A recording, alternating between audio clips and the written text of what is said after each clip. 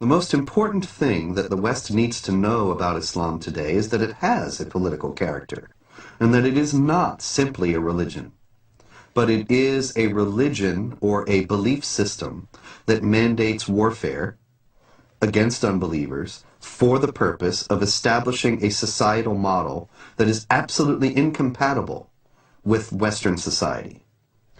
Americans need to know this. Western Europeans need to know this because Muslims are coming into Western countries while holding these beliefs and intending to act upon them.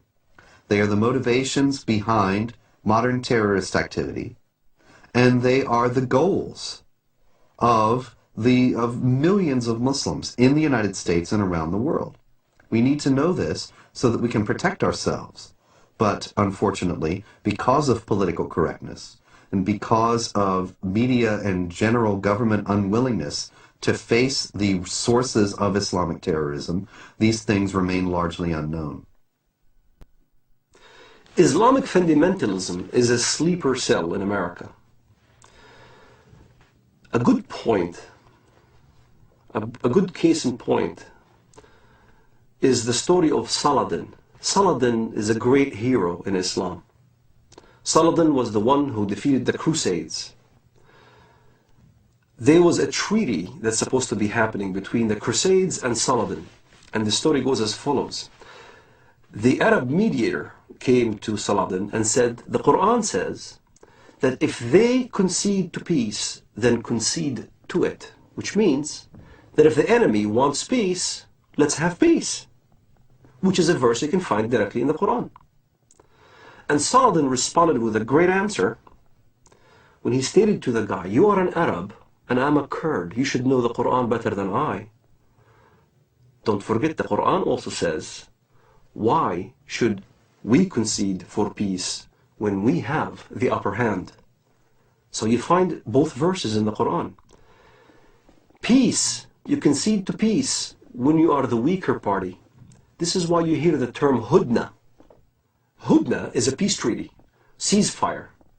In Iraq, Sadr asked for hudna because he knew he can't defeat Americans. You have hudnas all over when the enemy is stronger than you are. But as soon as you gain strength, then you don't concede for peace. This is why the face of Islamic fundamentalism in the West has a facade that Islam is a peaceful religion, because they are waiting to have more Islamic immigrants, they're waiting to increase in number, waiting to increase in political power, and once they do, then look out. You'll see the real face of Islamic fundamentalism here in America. سيارة مفخخة بقافلة أمريكية ويظهر الشريط أحد الأشخاص وهو يقوم بتفخيخ حافلة صغيرة بعدد من القذائف الصاروخية. قمنا بتفخيخ هذه السيارة لاعتراض رتل أمريكي، ونقسم بالله العظيم إن غايتنا هم جنود الكفر والاحتلال، ولا نريد من وراء ذلك أن نؤذي مدنيا، لأن دم المسلم أغلى ما يكون عندنا.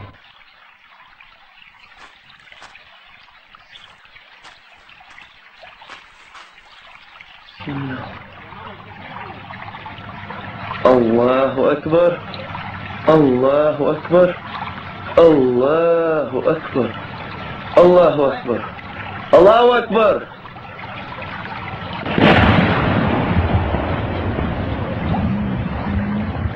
الله أكبر الله أكبر.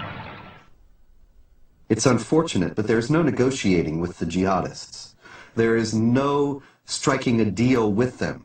Islamic law is very clear on that, and here once again is an example. We need to take Islam seriously. Islamic law does not allow for treaties. It does not allow for negotiated settlements between Muslim states and non-Muslim states. All it allows for is a temporary period of up to 10 years of hudna, or what is commonly translated as truce, to allow the Islamic forces to gather their strength. But that's not the same as peace as we know it. That's not the same as the absence of a state of war. That's only a temporary lull in a war that the jihadists consider has gone on for 14 centuries and are willing to fight for 14 more.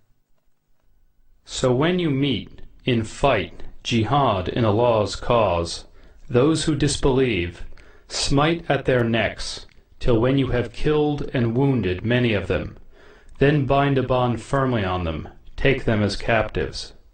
Thus you are ordered by Allah to continue in carrying out jihad against the disbelievers till they embrace Islam, are saved from the punishment in the hellfire, or at least come under your protection. But if it had been Allah's will, He Himself could certainly have punished them without you. But He lets you fight in order to test you, some with others. But those who are killed in the way of Allah, He will never let their deeds be lost.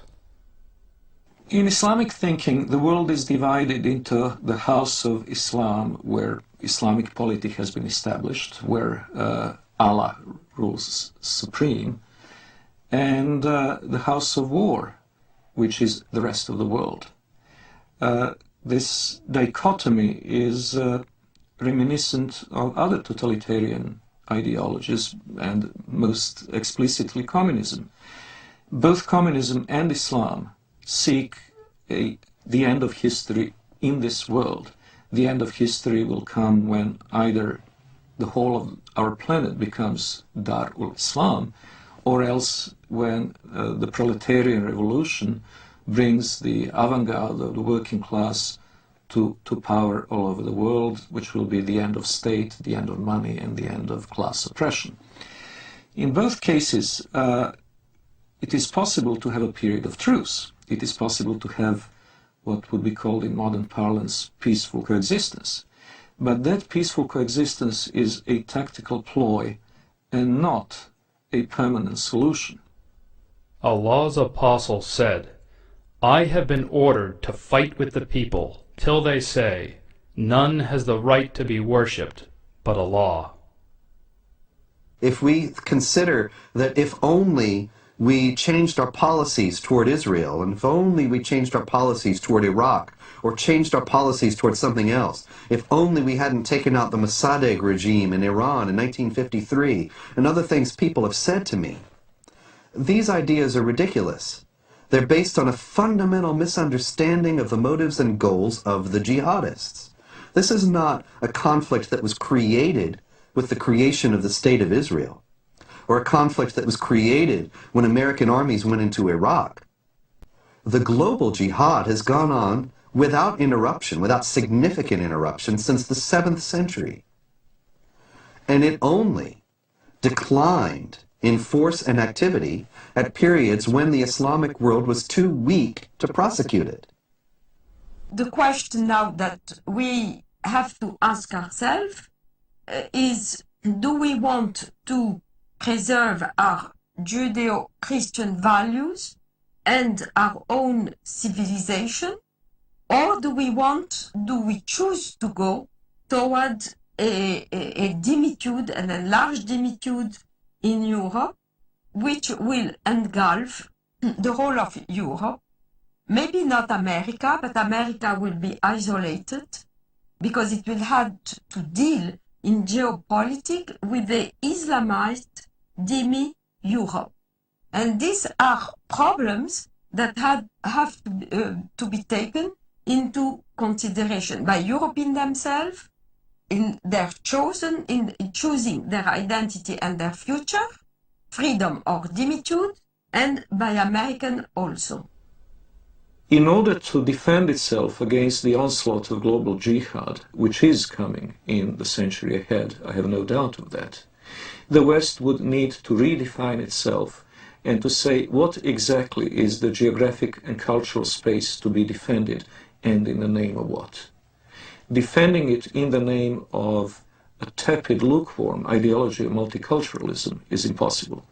Multiculturalism and postmodern liberalism are not worthy dying for. They're not something that can inspire people to do what their ancestors had done at Poitiers and at the walls of Vienna in 1683. What global jihad has on its side is simple-minded commitment of millions of people to not only spread the faith, but also better themselves at the expense of the infidel, in the first instance through immigration, and later on, if necessary, by other means. What the West needs to understand about Islam is that Islam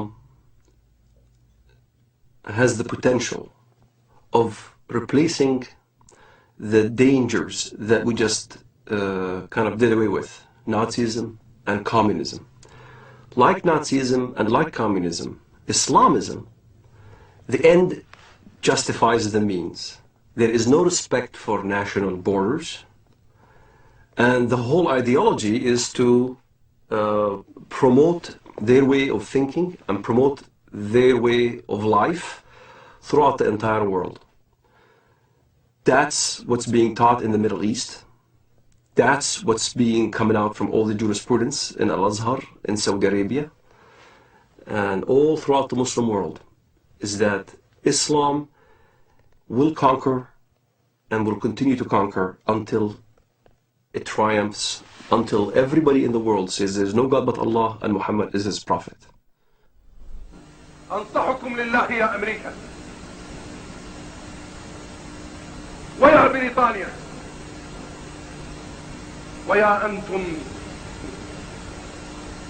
من قال الله في حقكم قد غضب الله عليكم اليهود يا أبناء القردة والخنازير يا من لا تكون فتنة في الأرض إلا وأنتم عود ثقابها كلما أوقدوا نارا للفتنة أطفأها الله أطفأ الله نوركم وأطفأ الله نيرانكم ولكننا نحن الرجال الذين انسجبنا الله وأرادنا الله فجعلنا أولي البأس الشديد لقطاف رؤوسكم الأينعت وظهرت وطغت وتجبرت فإنا قاطفوها بإذن الله. The peculiarity of Islam has to be faced, and it has to be faced frankly and openly. Unlike others, and I am again saying this in the full knowledge that it will offend some Western ears, unlike the Hindus, unlike the Confucians, unlike the animists of sub-Saharan Africa, the Muslims have inherent tendency to expand and to convert the rest of the world not only to their religion, but to their outlook and to their legal and moral system. They will not state this openly while they're in a minority in the countries to which they immigrate, but we have seen this time and over again throughout history. Once they reach the numbers necessary to impose their will, they will do so. Miracles do happen. I do not know if it is another, maybe even deadlier terrorist attack that will act as a catalyst, or whether it will be a geopolitical confrontation in the Middle East itself, with Israel perhaps, and trust that a jolt will bring back into the minds and hearts of Westerners the awareness of the need to stand up and be counted.